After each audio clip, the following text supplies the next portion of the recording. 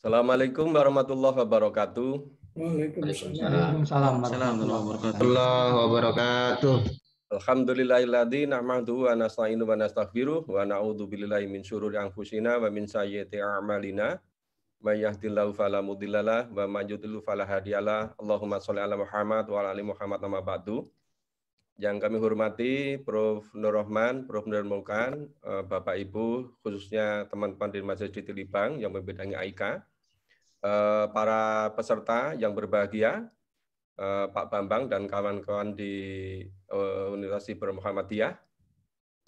Bahagia rasanya kehormatan tersendiri bagi kami untuk bersama-sama bersama Bapak Ibu untuk sharing bagaimana kaitan pendidikan al-Islam dan kemuhammadiyahan.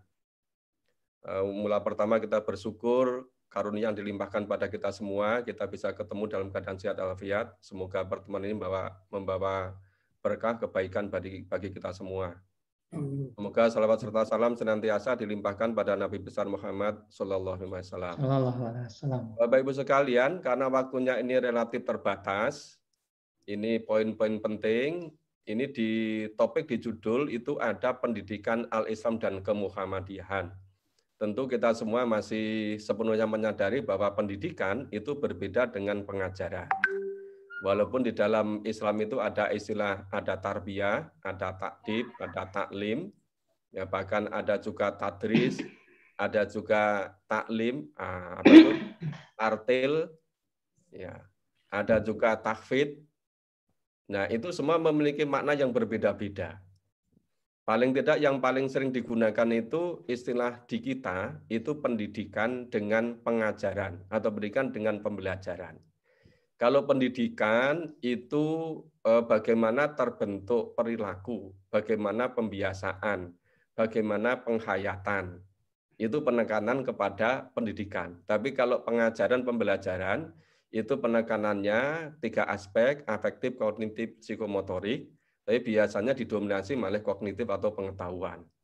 Nah, supaya ini betul-betul kita sadari, nanti dalam pengembangan sumber-sumber belajar digital, apa itu video, apa juga di LMS, apa juga mungkin modul digital, sumber-sumber belajar digital, ini perlu kita sadari bersama bahwa ini pendidikan al-Islam dan kemuhammadiyahan, bukan sekedar pengajaran itu. Baik, ini yang ngoperasionalkan siapa ya? Langsung di saya Ustaz, kalau antum Prof bisa share screen langsung enggak, Pak? Oh ya, kalau bisa share screen langsung mungkin bisa lebih fleksibel gitu. Ya, boleh. Silakan, Prof. Ya. Oke.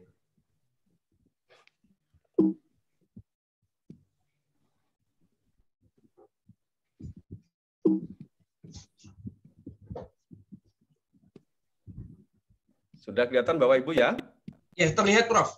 Oke, makasih. Nah, kita awali dari apa yang ada di ADART Persyaratan Muhammadiyah. Apa itu Muhammadiyah? Karena walaupun kita dari kecil Muhammadiyah, mungkin belum lahir sudah Muhammadiyah, karena mungkin Bapak Ibunya Muhammadiyah. Tetapi seringkali saya menemukan di dokumen-dokumen, apa itu di disertasi, di artikel, itu sering riset AIK, tetapi ketika ditanya apa itu Muhammadiyah, oh ternyata di disertasi nggak disebutkan sumbernya dari ADART Persyaratan Muhammadiyah. Ketika dari mana dapatnya? Dari suara Muhammadiyah. Apa yang dimaksud Muhammadiyah? Pengertian ternyata tidak begitu bulat itu. Makanya ini perlu kami ingatkan, kita mengacu ke ADART Persyaratan Muhammadiyah. Ya, Muhammadiyah merupakan gerakan Islam, gerakan dakwah amar ma'ruf nahi mungkar, gerakan tajdid yang bersumber pada Al-Quran dan As-Sunnah. Di sini itu ada paling tidak ada 5 phrase, 5 ungkapan. Yang pertama gerakan Islam, yang kedua gerakan dakwah amar ma'ruf nahi mungkar, yang ketiga gerakan tajdid. Nah, 3 gerakan tadi itu bersumber pada Al-Quran dan As-Sunnah. Seringkali Al-Quran dan Sunnah ini relatif tidak begitu menjadi sumber primer. Makanya melalui AIK ini, saya kira Al-Quran dan As-Sunnah sebagai sumber primer, gitu, sebagai rujukan utama. Nah, karena itu AIK difahami sebagai gerakan Islam, gerakan dakwah amar ma'ruf nahi mungkar, gerakan tajdid, dan ketiga-tiganya bersumber pada Al-Quran dan As-Sunnah. Kemudian apa maksud dan tujuan didirikannya Persyarikatan Muhammadiyah? Yaitu untuk menegakkan dan menjunjung tinggi agama Islam, sehingga terwujud masyarakat Islam yang sebenar-benarnya. Paling tidak, itu ada 2 phrase yang perlu memperoleh perhatian, fokus perhatian kita. Yang pertama, menegakkan dan menjunjung tinggi agama Islam. Jadi maksud tujuan Persyarikatan Muhammadiyah untuk menegakkan, menjunjung tinggi agama Islam. Nah, menegakkan dan menjunjung tinggi agama Islam itu dalam rangka mewujudkan masyarakat Islam yang sebenar-benarnya. Nah, mewujudkan masyarakat yang sebenar-benarnya itu kemudian ada namanya pemahaman atau tafsir Islam menurut Muhammadiyah. Saya pernah pada suatu acara, kalau nggak dulu workshop AIK di beberapa perguruan tinggi, saya menyampaikan paling tidak ada 15 makna Islam bagi Persyarikatan Muhammadiyah itu. Ya antara lain Islam yang kafah. Islam yang kafah adalah sebagaimana merujuk pada Quran, ya udkhulu fi silmi kafah. Juga kita terus-menerus senantiasa menyampaikan pada Allah, inna sholati wa nusuki wa mahyaya wa mamati lillahi rabbil alamin. Jadi serba lillah di situ. Dan juga wa ma khalaqtul jinna wal insa illa liya'budun. Jadi jelas sekali bahwa di sini itu Islam, masyarakat Islam yang sebenar-benarnya ada Islam yang kafah, Islam yang 100%. Islam yang komprehensif, Islam yang totally. Nah, Islam dan Muhammadiyah mengemban amanah menegakkan dan menjunjung tinggi agama Islam sehingga terwujud masyarakat Islam yang sebenar-benarnya. Jadi kalau Persyarikatan Muhammadiyah memiliki berbagai macam amal usaha, salah satunya itu PTMA. Lah PTMA sebagai media untuk menjunjung tinggi agama Islam sehingga terwujud masyarakat Islam yang sebenar-benarnya. Ya masyarakat Islam yang ada di kampus, masyarakat Islam yang di luar kampus itu. Kemudian visi pendidikan Muhammadiyah, terbentuknya manusia pembelajar yang bertakwa, yang berakhlak mulia, yang berkemajuan dan unggul dalam iptek sebagai perwujudan tajdid dakwah amar ma'ruf nahi mungkar. Ini seringkali terbentuknya manusia pembelajar ini berhenti kepada terbentuknya manusia yang memiliki pengetahuan tentang pembelajar. Terbentuknya manusia pembelajar yang bertakwa seringkali berhenti pada manusia pembelajar yang memiliki pengetahuan tentang takwa. Jadi kata bertakwa seringkali diganti pengetahuan tentang takwa. Kata berakhlak mulia seringkali hanya berhenti memiliki pengetahuan tentang akhlak mulia. Nah, sehingga seringkali berbeda jauh antara apa yang diketahui dengan apa yang diamalkan dalam kehidupan sehari-hari. Nah, demikian pula berkemajuan, demikian pula unggul. Mungkin pengertian tentang berkemajuan, tentang unggul sudah relatif mengetahui. Tapi apa betul cara hidupnya itu cara hidup yang berkemajuan? Apa betul dalam mengelola lembaga, itu lembaga pendidikan yang unggul? Ini tentu jadi perusahaan tersendiri. Kemudian dalam ipteks, kita bersyukur Pak Bambang dan teman-teman sudah secara serius bersungguh-sungguh untuk mengelola Universitas Siber Muhammadiyah, sehingga untuk iptek khususnya sumber-sumber belajar digital relatif terbantu oleh beliau dan kawan-kawan. Nah ini semuanya dalam rangka perwujudan tajdid, dakwah amar ma'ruf nahi mungkar. Kalau amar ma'ruf saya kira relatif lebih mudah, karena risikonya tidak begitu besar. Tapi yang namanya nahi mungkar biasanya pikir-pikir dulu itu. Berpikir 100 kali untuk nahi mungkar. Maka seringkali kita itu lebih takut kepada manusia daripada takutnya kepada Allah dalam rangka nahi mungkar. Sehingga digambarkan itu ya yahsaunan nasa ka khosyatilai au asada khosyah. Bahkan takutnya kepada manusia itu seperti takutnya kepada Allah, bahkan lebih takut lagi.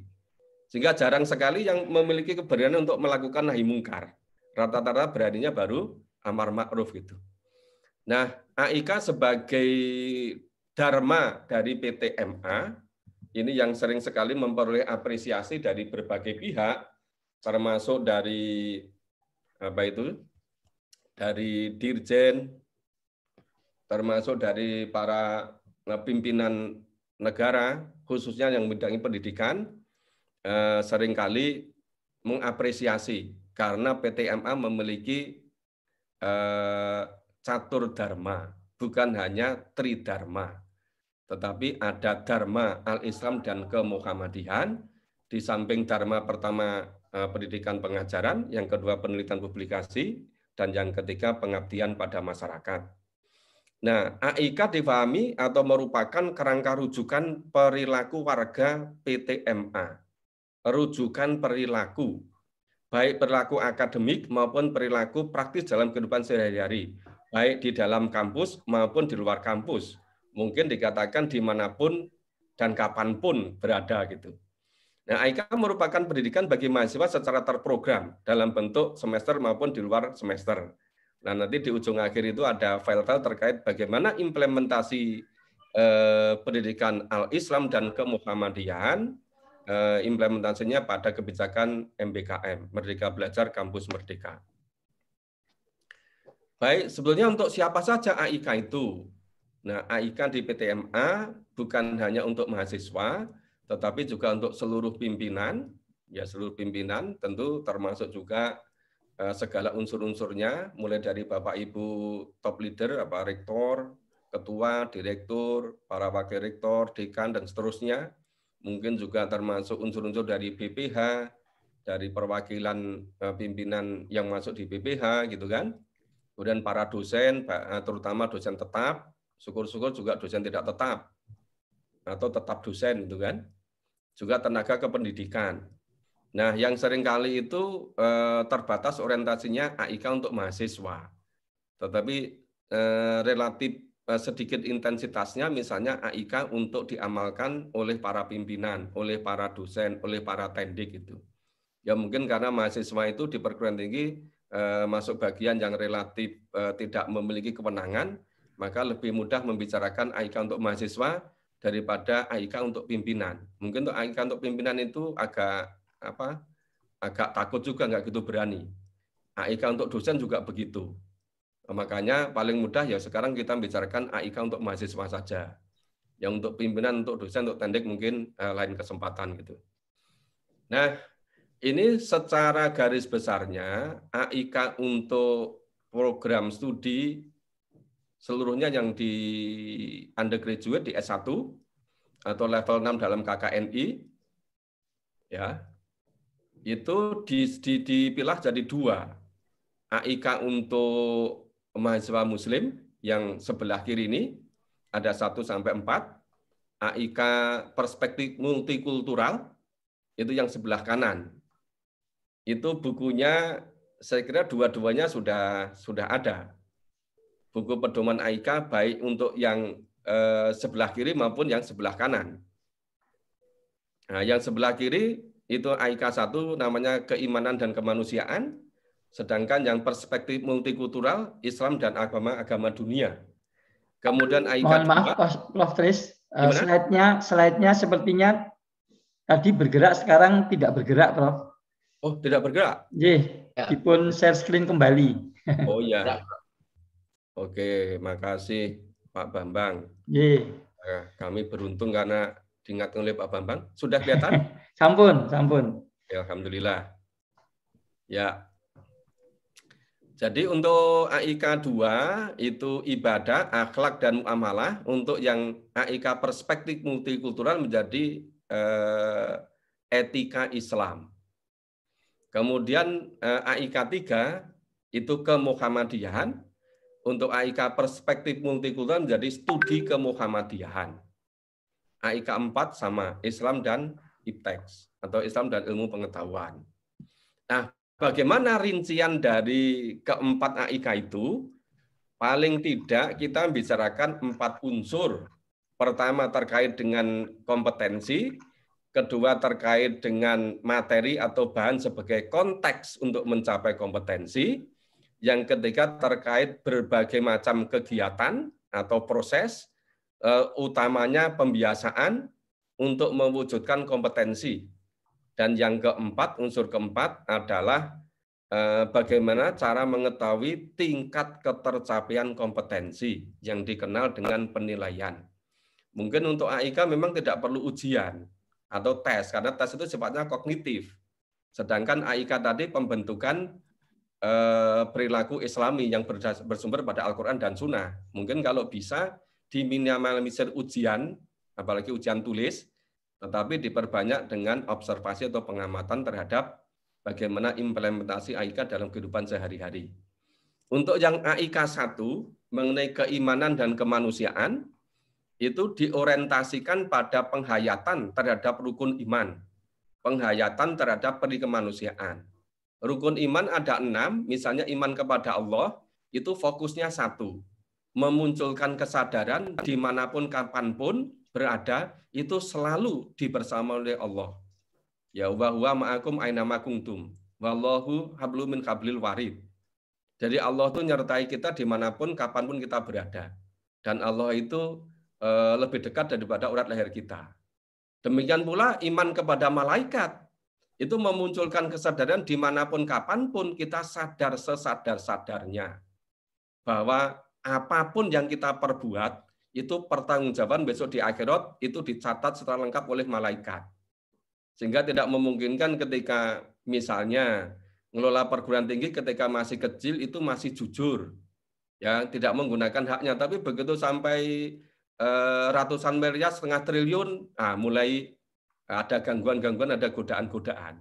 Nah di situ pentingnya bahwa walaupun mungkin pengawas tidak ada di situ, mungkin juga BPH tidak mengawasi sepenuhnya, mungkin dari majelis itu juga tidak. Tapi dengan adanya kesadaran, walaupun tidak ada orang lain yang membersamai, walaupun tidak ada orang lain yang mengawasi, tetapi sadar sesadar-sadarnya bahwa malaikat selalu menyertainya. Ya, ya talakul mutalakiyani nganil yamini bangani simali qoid. Mayal fitu min qaulin ilalati raqibun atid. Nah, kesadaran itu menjiwai seluruh kehidupannya gitu. Demikian pula misalnya iman kepada hari akhir itu memunculkan kesadaran bahwa tidak ada detik, tidak ada tempat dimanapun kecuali semuanya tidak lepas pertanggungjawaban pada yaumil hisab, pada yaumil mizan. Ya, bahkan nanti yang cerita bukan hanya lesan, bahkan di surat Yasin disebutkan nanti lesan itu bisa dikunci, yang bercerita itu tangan kita, kaki kita menjadi saksi, digunakan untuk apa saja. Nah, itu terkait dengan bagaimana kesadaran terhadap rukun iman yang 6 itu. Nah, kemudian itu semua tentu merujuk kepada Al-Quran, hadis, dan ilmu pengetahuan teknologi. Karena di Persatuan Muhammadiyah itu selalu merujuknya pada bagaimana hidup berkemajuan, bagaimana unggul. Sehingga teman-teman kontemporer itu akan menjadi penentu akan kehebatan ekselensi kehidupan, khususnya dalam pengelolaan perguruan tinggi. Kemudian proses pendidikan melalui penghayatan dalam kehidupan sehari-hari. Ya tentu mengamalkan, membiasakan, terbentuk habit, dari situlah terbentuk pribadi. Jadi misalnya kalau kaitannya dengan rasa kemanusiaan, peri kemanusiaan, itu memang perlu dibiasakan, perlu diulang-ulang, perlu jadi kebiasaan gitu kan. Kemudian bagaimana cara untuk mengetahui tingkat ketercapaiannya? Itu dilihat dari munculnya kesadaran pada diri mahasiswa terhadap penghayatan rukun iman dan peri kemanusiaan. Jadi tidak cukup melalui ujian tulis atau ujian kognitif. Tetapi AIK, apalagi kaitan dengan keimanan dan kemanusiaan, itu perlu dilihat bagaimana dalam kehidupan sehari-hari. Nah, kemudian AIK 1 untuk perspektif multikultural menjadi Islam dan agama-agama dunia. Ini diorientasikan untuk pengenalan Islam dalam berbagai perspektifnya. Jadi kalau barangkali Bapak Ibu yang sudah biasa dengan studi Islam, ada pendekatan dalam studi Islam, itu ada sekian banyak dimensi, ada sekian banyak perspektif, ada sekian banyak madhab-madhab atau school of. Nah itu Islam dan agama dia dilihat dari situ gitu. Nah, dengan benda diharapkan memunculkan respon positive engagement, keterikatan pada diri mahasiswa terhadap Islam, sehingga simpati, tertarik, wah memang luar biasa, dan seperti itu. Dan proses pendidikan melalui diskusi mengenai Islam dan agama dunia. Ada di situ saya kira akan ada saling memahami, ya saling sharing, saling barangkali juga bisa dengan mukoron gitu kan. Pencapaian hasilnya dapat diukur melalui sejauh mana pengayaan pengetahuan mahasiswa mengenai nilai-nilai universalitas Islam dan nilai-nilai agama-agama dunia. Tentu di situ ada titik temunya, ada nilai-nilai universalitasnya seperti apa. Nah, dengan demikian situasi kondisi itu akan selalu kondusif itu. Baik, kemudian AIK 2 itu ibadah, akhlak dan muamalah. Nah, ini diorientasikan untuk beribadah, untuk berakhlak dan bermuamalah. Jadi perlu kami ulang, bukan sekedar diorientasikan untuk mengetahui cara beribadah atau bukan sekedar beribadah dengan betul. Karena hasil riset ternyata beberapa disertasi menyebutkan ya, anak-anak di SLTA di sekolah-sekolah Islam itu mereka tahu bagaimana cara sholat yang benar, tetapi 65% ternyata sholatnya sehari semalam tidak 5 kali. Ada yang hanya 2 kali, hanya yang 3 kali, ada yang 4 kali. Nah, yang genap sehari semalam 5 kali itu ternyata nggak lebih dari 35%. Nah, ini berarti kan memang dia mengetahui pengetahuan tentang ibadah yang betul, tetapi tidak mengamalkan secara istiqomah, tetapi tidak membiasakan dalam kehidupan sehari-hari, tetapi tidak terbentuk pribadi musolin gitu kan. Demikianlah berakhlak. Berakhlak itu ya dalam seluruh ya perkataan, perbuatan, pola pikir semuanya itu sesuai dengan akhlak Islam. Bukan sekedar memiliki pengetahuan tentang akhlak. Ini kan nanti kalau pengajarannya berpengetahuan tentang akhlak, tidak berakhlak.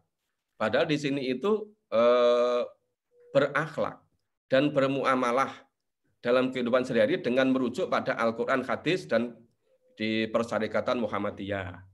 Ya, ada pedoman hidup Islami menurut Muhammadiyah dan seterusnya. Tentu itu akan menjadi rujukan itu.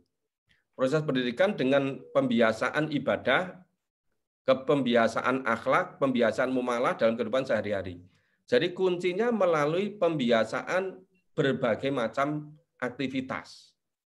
Jadi tidak cukup sekedar mengetahui, tetapi harus terlibat melalui pengamalan. Kemudian pencapaian keberhasilannya dilihat dari manfaat dari ibadah. Jadi misalnya kalau sholat, barangkali bisa ada 4 kompetensi.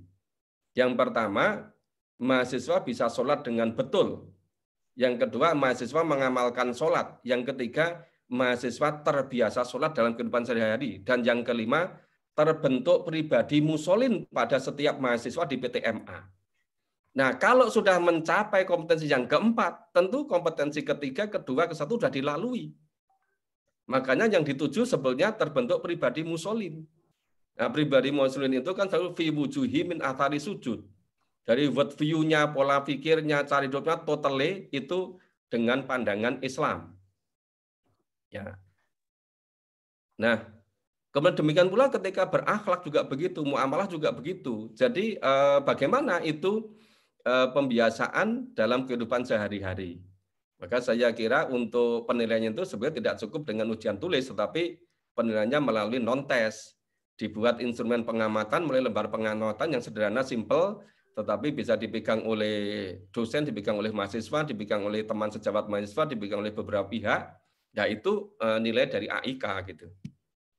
Baik, kemudian untuk AIK 2, perspektif multikultural, yaitu diorientasikan untuk memunculkan kepekaan sosial mahasiswa tentang nilai-nilai etika Islam yang mengatur tata hidup pribadi, keluarga, sosial kemasyarakatan, berinteraksi dengan alam dan lingkungan. Jadi memang orientasinya ini kenapa itu dari ibadah, akhlak, muamalah ke etika Islam? Karena memang ini mahasiswanya mahasiswa non-muslim, maka menggunakan AIK perspektif multikultural. Nah, materi rujukan pada pedoman hidup Islami, warga Muhammadiyah. Nah, dengan demikian nanti ada apa ya? Memunculkan ternyata di dalam Islam ada begitu gitu. Nah, proses pendidikan melalui diskusi tentang etika Islam. Ya tentu diawali dari bagaimana mereka memahami, dari situ kemudian akan memunculkan simpati berikutnya.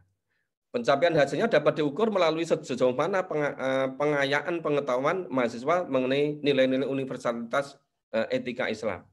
Nilai-nilai universalitas etika Islam. Saya kira ada titik temunya dengan etika berbagai macam agama. sehingga mahasiswa yang non-muslim itu sedikit banyak tentu mereka mulai proses membandingkan atau muqaron akan mengetahui berbagai macam keunggulan etika yang ada pada Islam. Baik, kemudian yang ketiga itu kemuhammadiyahan. Kemuhammadiyahan diorientasikan untuk menginternalisasikan visi, misi, tujuan persyarikatan Muhammadiyah pada diri mahasiswa. Tentu materi merujuk kepada ADART dan segala macam turunannya. Proses pendidikannya dengan membiasakan nilai-nilai persyarikatan Muhammadiyah dalam kehidupan sehari-hari.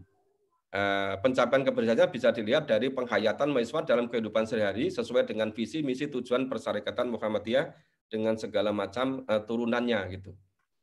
Nah, untuk yang Al-Islam Kemuhammadian perspektif multikultural, ya AIK 3 itu menjadi studi kemuhammadiyahan. Nah, maka ditambah studi kemuhammadiyahan. Ini diorientasikan untuk mengenalkan persyarikatan Muhammadiyah sebagai organisasi Islam yang modern. Ya, organisasi Islam yang berkemajuan, yang memberikan kontribusi besar pada upaya membangun peradaban dan hakikat kemanusiaan. Nah, dengan demikian diharapkan memunculkan respon dan positive engagement. Jadi keterikatan pada diri mahasiswa terhadap aktivitas dan gerakan persyarikatan Muhammadiyah. Nah, proses pendidikannya melalui diskusi tentang persyarikatan Muhammadiyah. Pencapaian hasilnya dapat sejauh mana mahasiswa menyelami nilai-nilai universalitas yang dipraktekkan di persyarikatan Muhammadiyah. Kemudian yang terakhir AIK 4 yaitu Islam dan ilmu pengetahuan. Nah, di sini menggunakan kata dan. Nah, kata dan itu dua entitas maka dirangkai dengan kata dan. Islam itu pada satu kesatuan, ilmu pengetahuan pada satu kesatuan yang lain. Nah, Islam berkembang, ilmu pengetahuan berkembang. Setelah mencapai kemajuan masing-masing, kemudian berusaha untuk mencari titik temunya. Maka munculnya Islam dan ilmu pengetahuan. Ini berbeda dengan ilmu pengetahuan dalam perspektif Islam. Ya, misalnya psikologi dalam perspektif Islam, sosiologi perspektif Islam, antropologi perspektif Islam. Itu berbeda sekali dengan Islam dan psikologi, Islam dan sosiologi, Islam dan antropologi. Demikian pula misalnya kedokteran dengan kedokteran dalam Islam, kesehatan dalam Islam itu berbeda dengan kedokteran dalam perspektif Islam, kesehatan dalam perspektif Islam. Itu dua hal itu pembahasannya berbeda. Karena yang satu menggunakan kata dan, yang lain tidak. Sehingga kalau misalnya kita menggunakan kata dan, ini kita menyadari bahwa ilmu pengetahuan itu berkembang pesat. Kemudian bagaimana itu bisa diintegrasikan dengan ajaran Islam. Misalnya, ketika mahasiswa kita itu belajar mengacu pada Al-Quran, asal-usul kejadian manusia, itu nanti akan ditemukan. Yaitu Nabi Adam. Nabi Adam itu Allah ciptakan dari sari pati tanah. Kemudian Hawa diciptakan dari Adam. Dari Adam dan Hawa kemudian berkembang menjadi Bani Adam. Tapi begitu nanti mahasiswa itu membaca buku-buku terkait dengan misalnya itu buku tentang taruh biologi, mungkin ketemunya teori evolusi Darwin. Nanti begitu belajar antropologi, mungkin ketemu teori asal-usul manusia itu dari Homo sapiens. Mungkin dari Pithecanthropus. Nah, bagaimana berbagai macam teori perspektif tadi itu menjadi terintegrasi tidak membingungkan mahasiswa. Nah, ini dalam semua aspek, apalagi di dunia ekonomi. Nanti begitu misalnya kita merujuk pada Al-Quran, itu misalnya kita bilang ya ayyuhalladzina amanu la ta'kulu riba ad'afan mudha'afan. Tapi begitu pada sistem ekonomi yang terjadi, itu bisa banyak yang bunuh diri karena pinjaman online. Nah, banyak juga yang kesulitan karena bunga jadi pokok berbunga, terus begitu bunga berbunga. Nah, sehingga seringkali terjadi perbedaan antara ilmu-ilmu keislaman dengan ilmu-ilmu perspektif yang lain. Maka perlu istilah Islam dan ilmu pengetahuan. Nah, ini diorientasikan untuk menginternalisasikan nilai-nilai Islam dalam pengembangan dan penerapan ilmu pengetahuan. Walaupun di dunia Islam memang banyak sekali. Dulu kita mempelajari misalnya bagaimana itu menurut Fazlur Rahman. Fazlur Rahman itu menerima sepenuhnya sistem pendidikan kontemporer modern ala Barat, kemudian dimasuki dengan ruh atau nilai atau jiwa-jiwa Islam ke dalamnya. Juga ada namanya Islamisasi ilmu pengetahuan. Ya, di situ ada misalnya ada Al-Faruqi, ada Naqib Alatas. Di Pesantren Muhammad itu luar biasa terkenal namanya almarhum Pak Prof. Kunto Wijoyo gitu. Nah, itu saya kira itu bagian-bagian dari teori-teori untuk Islam dan ilmu pengetahuan. Nah, pendekatan paradigma, teori, metode, strategi, dan teknik ilmu yang ilmu keislaman diintegrasikan dengan ilmu pengetahuan modern. Apa itu termasuk natural sciences, apa itu social sciences, atau humanist sciences, dan ilmu formal terapan yang sekarang berkembang demikian pesat, demikian cepat itu. Nah, proses pendidikan melalui pembiasaan hidup sehari-hari secara terintegrasi.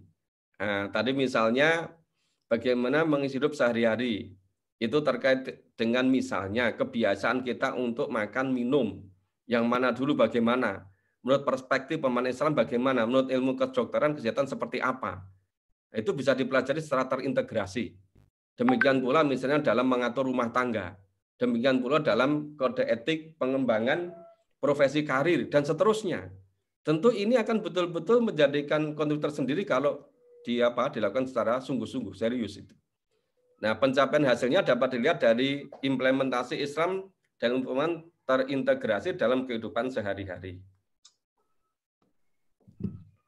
Nah, itu baru kita tadi seperti apa seharusnya AIK 1, 2, 3, 4, baik AIK untuk mahasiswa yang sepenuhnya muslim maupun perspektif multikultural bagi sebagian besar mahasiswa non-muslim yang kuliah di persyarikatan, di perguruan tinggi PTMA gitu.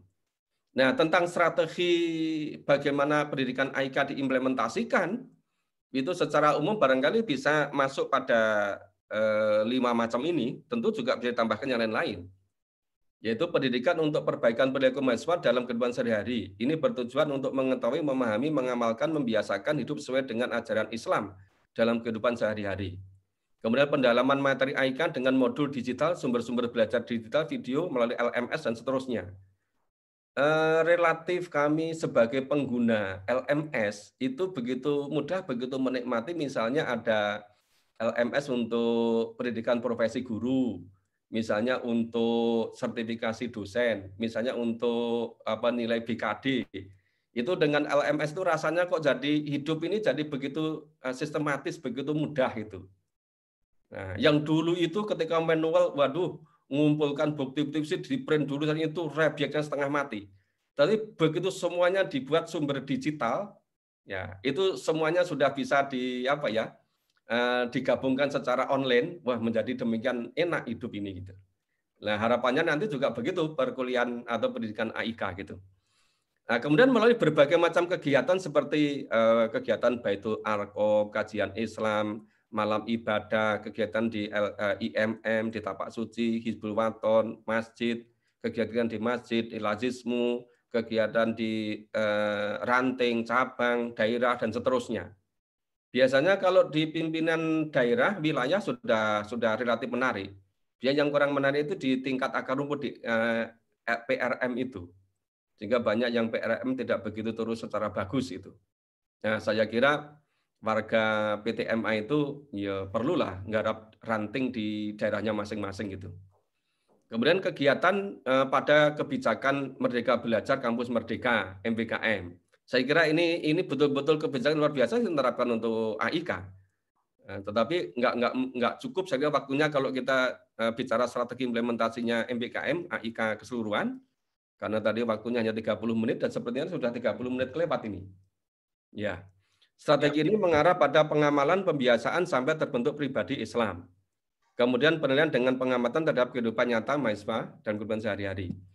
Nah, kemudian ini secara teknis implementasi, misalnya AIK diterapkan pada program pertukaran pelajar.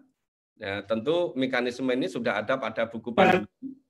Ya, itu dari kementerian, kemudian dirujuk perguruan tinggi, kemudian dibuat operasionalnya, dibuat SOP-nya oleh masing-masing prodi secara detail-detailnya. Kemudian dibuat penjelasan sejelas mungkin. Kemudian bagaimana pengakuan SKS-nya. Barangkali paling tidak bisa masuk itu AIK, bisa masuk AIK 2, bisa masuk AIK 3, kan? Nah, nanti bisa dirancang. Demikian pula pada kegiatan magang di sosial keagamaan atau di dunia industri. Ya, juga dirinci seperti itu. Paling tidak dimasukkan soft skill, yang AIK-nya masuk soft skill. Yang hard skill-nya terkait dengan keilmuan prodi untuk menghasilkan orang sehebat apa, tetapi perlu dirumuskan soft skill-nya seperti apa. Sehingga didefinisikan, di breakdown demikian rupa, bagaimana tugas dilakukan oleh mahasiswa, kemudian bagaimana apa itu unsur-unsur indikator penilaiannya, baru nanti di situ ketemu, oh ini hard skill-nya misalnya terkait dengan bidang keilmuan prodinya, ingin menghasilkan profesional sehebat apa. Ya, soft skill-nya itu bisa masuk misalnya etika profesi, keimanan dan kemanusiaan, ibadah, akhlak, muamalah, mungkin maksimal 40%. Nah, kemudian pengakuan SKS-nya bisa dibuat seperti ini. Seterusnya begitu sampai ke 8 kegiatan, sudah ada di filenya, ya sudah ada di PowerPoint. Mohon maaf karena waktunya sudah lewat dari 30 menit. Ya, mudah-mudahan lain kesempatan bisa kita bikin sedetail-detailnya sampai ke implementasinya. Semoga bermanfaat. Kembali kepada Pak Sulaiman, silahkan. Assalamualaikum warahmatullahi wabarakatuh. Baik, terima kasih. Waalaikumsalam warahmatullahi wabarakatuh. Baik, terima kasih. Jazakumullah khairan.